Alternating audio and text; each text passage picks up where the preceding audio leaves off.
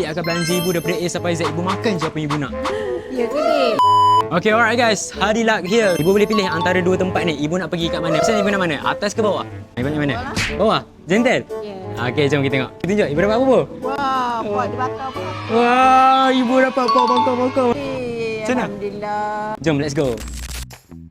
Hari ni aku nak bawa korang pergi satu pot di Temeloh, pot bakar-bakar. Dekat sini ramai orang luar singgah untuk makan. Boleh jadi R&R lah kiranya. Memang jadi tempat pilihan keluarga. Sesuai nak makan beramai, harga pun murah, cakap banyak tak guna, jom kita try. Dekat sini kita ada vanilla coffee dan bandung float. Rasa creamy dia peh. Aiskrim dan biskut dia memang favourite sesuai untuk Gen Z. Tak lain tak bukan, kalau datang sini wajib kena try set bakar-bakar khas untuk 2 orang makan. Apa yang aku paling suka adalah sambal dia. Sebab bila korang makan dengan kerang ayam dengan daging, rasa masam manis disampai. Bukan itu saja, dia orang pun ada set celup tepung, udang, sotong dan kerang. Kenyang mat. Lagi-lagi bila ada siakap celup tepung. Besar muka aku je weh. Kalau korang datang sini korang wajib try. And last, kita ada sate temin. Kat sini set combo dia pun dah puas hati. Ayam dan daging